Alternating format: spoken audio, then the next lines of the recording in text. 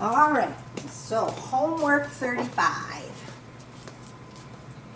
says solving word problem on proportions using a unit rate. So we are going to set up a proportion in order to solve for the missing information. Lisa made $105 for 7 hours of work. So her unit rate is that she makes $105 for 7 hours of work.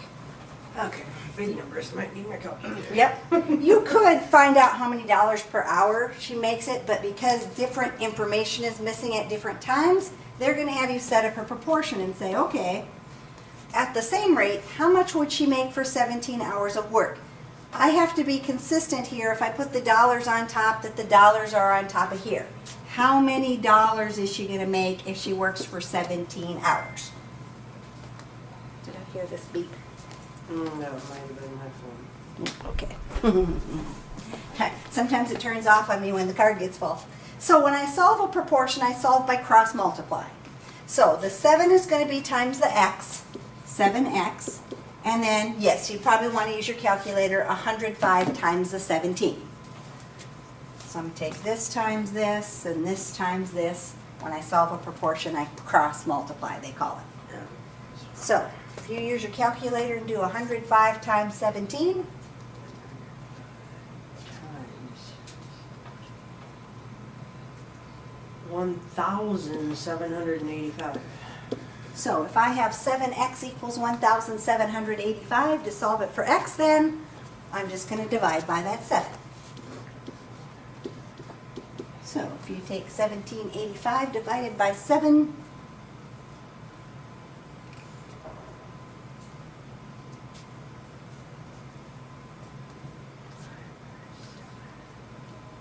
$255.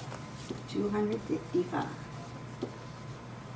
So if she makes $105 for 7 hours of work, she's going to make $255 if she works 17 hours. It would make sense that the more hours I work, the more money I'm going to make, right? We'll talk about direct variation in a bit, and that's what that is exactly. Direct variation, if one increases, so does the other one. So again, Kayla drove 605 miles in 11 hours. That's my unit rate. 605 miles in 11 hours. You don't really need the labels there, but just to remind you what you put on top and what you put on the bottom. At the same rate, how long would it take her to drive 495 miles? So on my other side of my proportion, should the 495 go on the top or on the bottom? Well, it's miles, so it would go on top. Exactly. So the 495 over how long is it going to take me? So again, I'm going to cross multiply. I usually like to do the pair with the x first because I like my x on the first side. So 605x is going to equal, and then I have to take the 11 times the 495. 495 times 11. 5,445. And then in order to solve that, we would Divide by 605. divide by our 605. Equals 9. 9. So, 9 hours. If I go 605 miles in 11 hours, I can only go 495 miles if I drive for 9 hours because I drove for less time.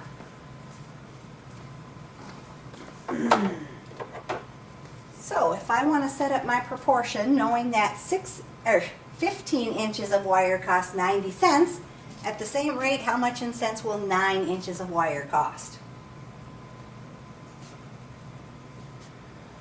So, the 90 on the top? It doesn't matter which one's on the top, Okay. as long as you're consistent. So we're putting the 90 cents on top, which means we would put The 15 on the bottom. 15 inches on the bottom. And if the inches are on the bottom, then we're going to equal x over 9. Exactly. So when we cross multiply, we would get 15x equals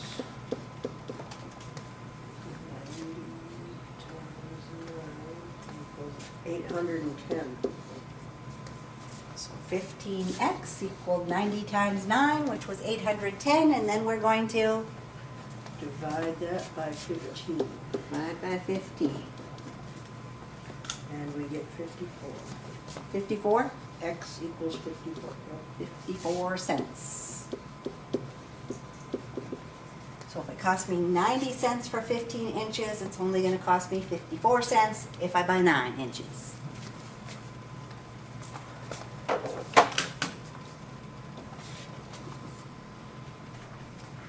The Ah. ones that ended up to be fractions, Yep, right? yep. Okay. So, solving a proportion in the form of ax over bc, in other words, you have one fraction equal to another fraction, which is called a proportion. We're going to solve by cross multiplying. I like to multiply the one with the variable first just because I like my variable on the left side. So 13 times y would give me 13y. Then we cross multiply and do the other pair. So we're going to do 8 times 5. 8 times 5 is 40. We said in order to solve that for y, we have to divide by 13. Now, we're going to use our calculator because it should have had the directions, round your answer to the nearest tenth, and we were getting really crazy answers and going, well, this isn't right. So if you take 40 and divide it by 13, what do you get on your calculator? 3.076. And that's about as far as we need to go, because if we're going to round it to the nearest tenth, the tenth spot is one place after the decimal. So we say, oh, do I leave that a 0 or do I have to round it up to a 1?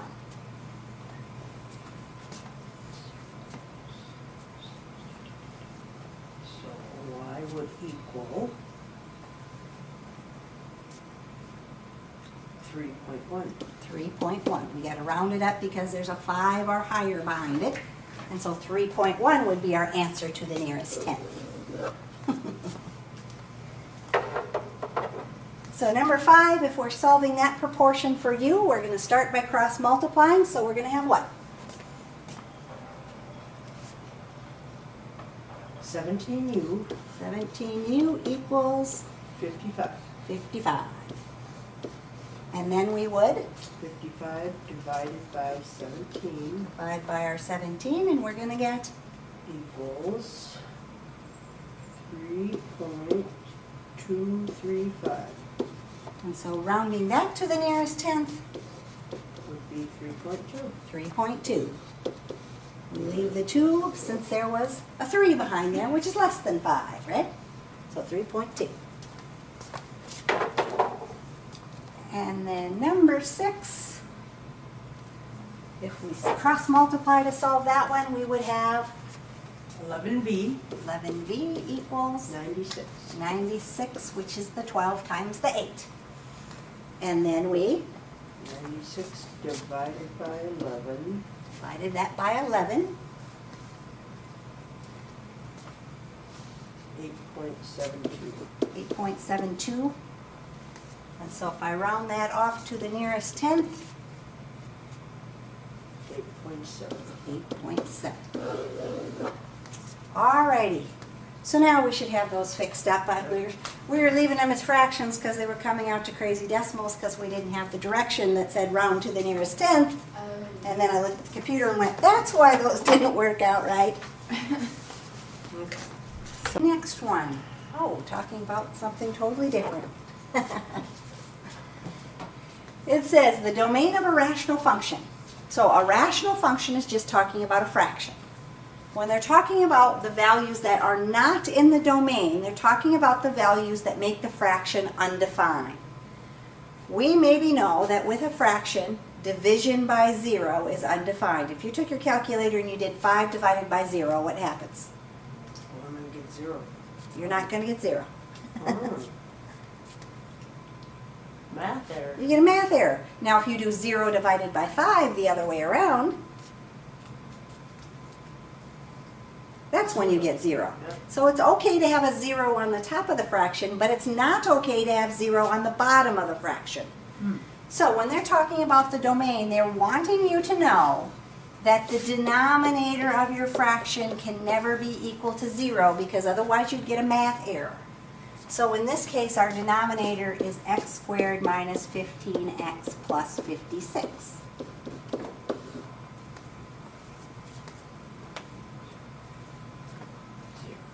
Now, because we have a quadratic expression, one of those with the squared term, we have to solve it by factoring because we're going to get two answers. So we're going to put our two sets of parentheses, and this is why I wanted you to practice your factoring yesterday. We have to factor this out. So we factor the x squared, x times x. We then think about our rules for our signs. If the end is positive, both signs are the same as the middle, so in this case they're both going to be a negative. A negative times a negative still gives me a positive on the end, but adds up to the middle. Then we want the factors of the end number that when we plug them in, they add up to the middle number. So what times what gives me 56?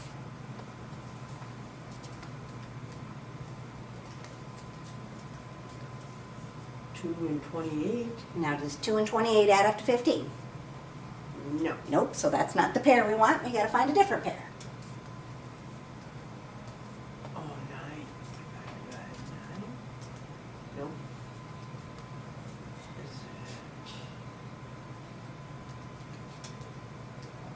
You probably look at that and can come up with it, huh? 8 and 7. 8 and 7. 8 and 7 add up to 15, right? So we think about foiling. X times x is x squared. My outside is negative 7 plus my inside is negative 8. That adds up to the negative 15. And then negative 8 times negative 7, positive 56. So, since we have this does not equal 0, then we have to solve each of these. X minus 8 can't equal 0. And x minus 7 can't equal 0. And when we solve those, all we're doing is moving our number to the opposite side, so that's going to change the signs, right? Here I'm going to add my 8. 8 minus 8 would give me 0. And here I'm going to add my 7. 7 minus 7 would give me 0. Oh boy, that's crazy. So, it tells me find the values that are not in the domain. So when you enter it in, I believe it has this. What values is it equal to that are not in the domain? Well, these two are the ones not in the domain, 8 and 7. So you maybe didn't get far enough in your factoring stuff where you did the ones that said equal to 0, but hey, it'll be good practice for when you get there. Jane should have done something like that with you last week. So, function g is defined below. Find the values that are not in the domain of g. If there's more than one value, separate them with a comma. So again, we go back to the fact that the denominator of my fraction can't equal 0. What's in the denominator?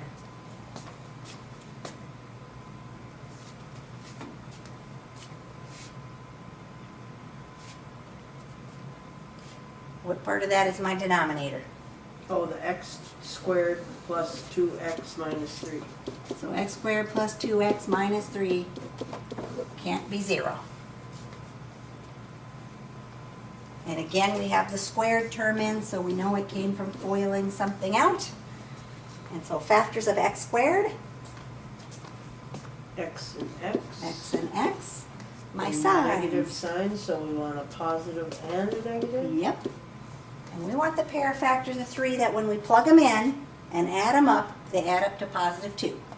Well, there's only one choice for 3. So it's got to be negative 3 and 1 in the first one, right? Now, which way does it go to get a positive 2? Which one has to be positive? The first one has to be the 3. The 3. A positive 3 minus a 1 gives me the positive 2 in the middle. Okay. So if this is a positive, then the bigger number is going to be positive when you don't have any numbers in front of your x squared. So again, if x plus 3 can't equal 0 and x minus 1 can't equal 0, we got to solve those for x. So on the first one, we're going to Minus the 3. minus the 3. And we're going to get a negative 3. Mm-hmm. And on the second We're one, no, we're going to add the 1. add the 1. So we got x equals negative 3 and 1. Negative 3 and 1 are the two values that are not in my domain. I get 0 on the bottom, which is undefined in math.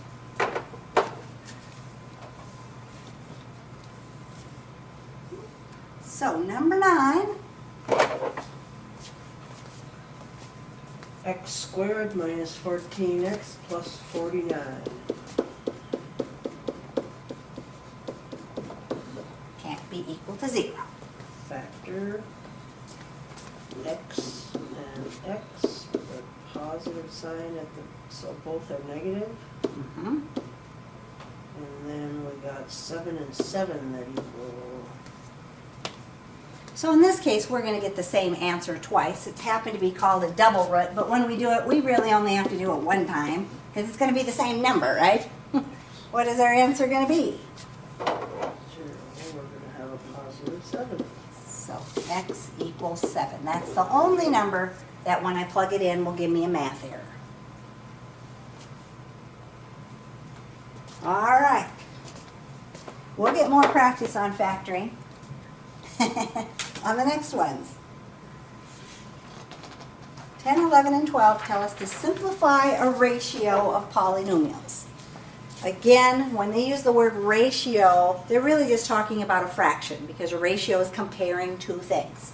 If I'm going to simplify a fraction, I can cancel out my common factors. So when I'm thinking about factoring, the first thing I want to look for is there a greatest common factor? That's what we did first when we did factoring. Well, if I look at the top 3 terms, they don't have anything in common. But if I look at the bottom 2 terms, both of those two things are divisible by 2. So I'm going to start by starting with the bottom, and I'm going to divide the 2 out of each of those. So if I take the 2 out of v squared, I get a v squared. If I divide 50 by 2, I get 25. So now I have this problem. I took out my greatest common factor on the bottom because that's the only place I had one. Now I'm going to factor my quadratic expression, my squared ones. So on the top, I'm going to factor that. Factors of v squared, v and v. The end is negative, so a plus and a minus. Factors of 15, I want a minus 2. Most likely it's 5 times 3, right? Since I want a minus 2, I need a minus 5 and a plus 3. Minus 5 plus 3 is minus 2 in the middle.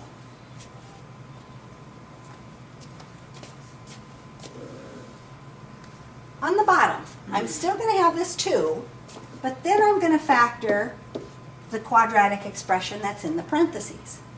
Now that's one of those they call the special case. You may or may not remember it as being special, but notice there's not a v in the middle. It's the difference of perfect squared. When we factored it, we still kind of thought the same thing. Factors of v squared, v and v. Since the end was negative, a plus and a minus. The factors of 25 that give us 0 in the middle, since it's a perfect square, we're going to use a plus 5 and a minus 5 because plus 5 and minus 5 is 0 in the middle. So what happens here when you factor is that one of your pairs happens to be the same. Since it's a fraction, we can say, oh, I'm going to cancel that out of there then. So my answer, as simplified as I can do it, is I have a v plus 3 on the top, and I have 2 times v plus 5 on the bottom. Now on the top, you really don't need the parentheses anymore since it's not times anything. On the bottom, you do because you have to take 2 times that. But we're not going to multiply by the 2. We're just going to leave it in factored form. And so we're going to put it in, and so it looks like that.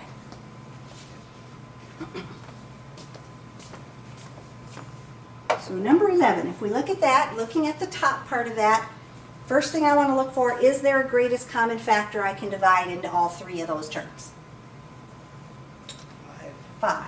So I'm going to start by taking the 5 out, just because it makes my other factoring a lot easier because my numbers aren't so big then. So if we divide the 5 out of each of those, we would get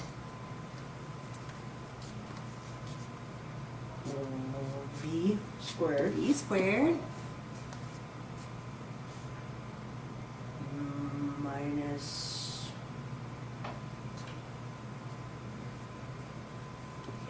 no.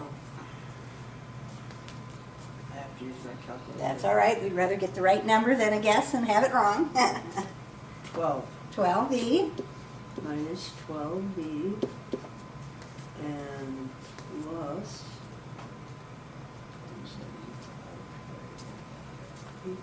35.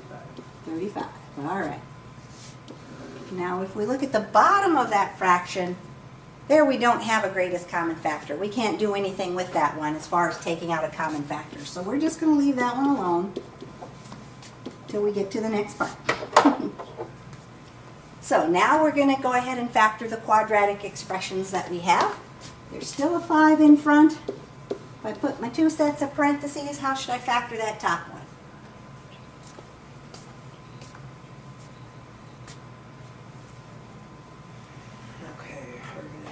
V and a V, and a negative and a negative, and a 7 and a 5. Exactly. Negative 7 plus negative 5 is the negative 12 in the middle. On the bottom part, if we factor that one, we're going to have V and a V, and a plus and a minus.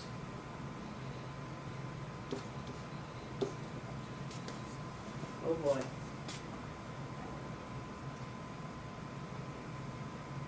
you can't factor Positive? that, but it's not going to work out right. Oh, It's not because we're not going to have anything we can cancel. Now I got to try to figure out what in the heck she was supposed to put there. I think it was supposed to be a 20. Let's make it a 20. okay. Wonder if it'll let me type the 0 in there while without erasing everything. Now it's going to move my whole board.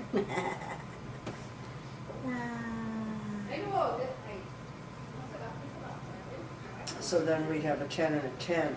A Nope. positive 10 and a negative 10. Nope, because that would be 0 in the middle. And 10 times 10 isn't 20. 10 times 10 is 100. Oh, yeah. A 4 and 5. A 4 and a 5. And Yeah. which one goes where? Well, we gotta have 1 left over, so we need the positive 5 and then minus 4. And what do we want to have left over? 1b. Minus? Oh, a negative, we want a negative left over, so then we do have to have the positive 4 and the negative 5. All right, so the reason I knew that wasn't going to work out right is because if we had factored it with a 2, I wouldn't have been able to cancel anything. And the whole point of this problem is that you can simplify your fraction. Okay, so... So now we can get rid of the v minus 5s. So 5 times v minus 7 over v plus 4. Going to be my answer.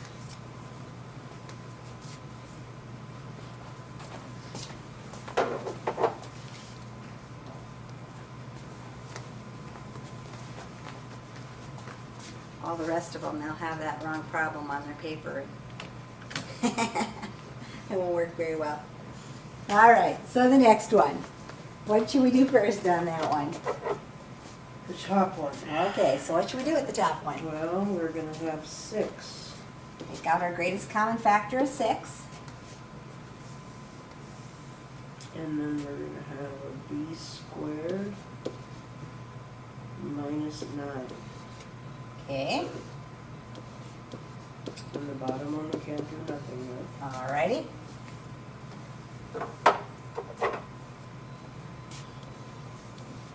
After the top one, we still keep our 6, then we go v,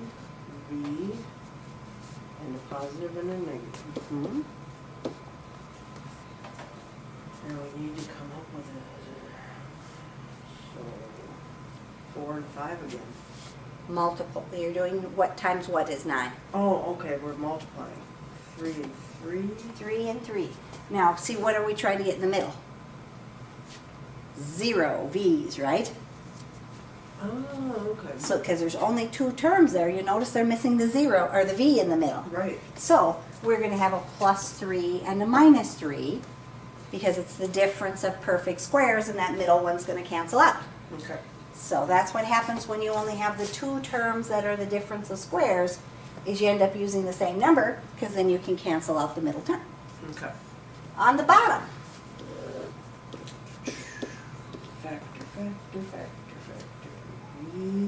V. Last sign is negative, so we go a plus and minus.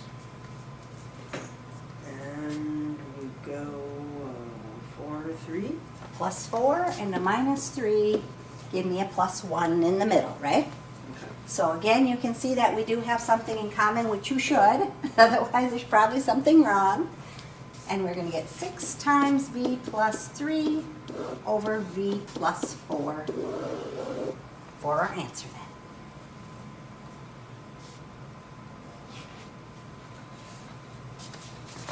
See, all those girls are missing out on the practice of factoring that they probably missed last week.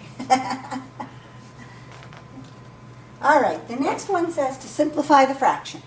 So when I'm simplifying the fraction, I'm just trying to reduce it down as much as I can. In order to reduce it down, all 3 terms have to be divisible by the same thing. So I can't just reduce the 4 with the 8. I have to think about what can I divide 4, 8, and 20 all by. 4. I can divide them all by 4. So I'm going to start by that. I'm going to divide by 4. 4 goes into 8 2 times, 4 goes into 4 once, and 4 goes into 20 5 times. Then I look at all 3 terms and I look to see, do they have any of the variables in common? Well, all of them have V's, right? Mm-hmm. If I think about my greatest common factor, I can only take out the lower amount. So in this case, I can only take 1 V out of each of those. So I'm going to divide each of them by a V, which I subtract off. That cancels that one out. That changes this one to V to the 2nd power and changes that one to just plain V. Now I have nothing in common. I can't reduce it down any farther. So my answer, I just have a 2 on the top. I don't really need the 1 in front of that, so V squared W to the 4th plus 5VY to the 3rd. Now it's as simplified as I can do it.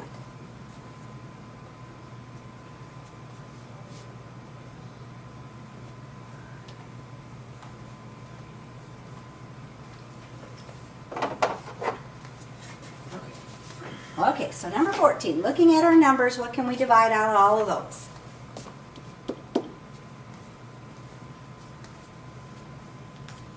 I would say 4 again. 4 again, yep. Those are all divisible by 4.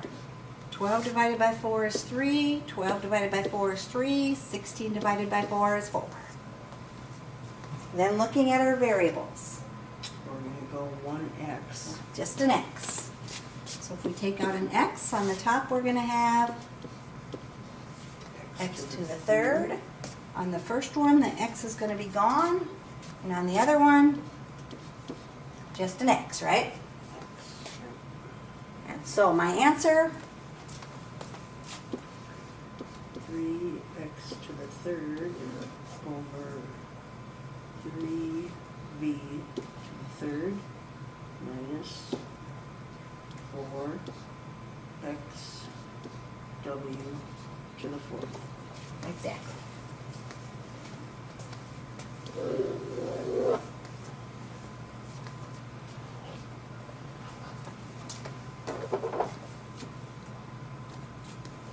All right. Number 15 then.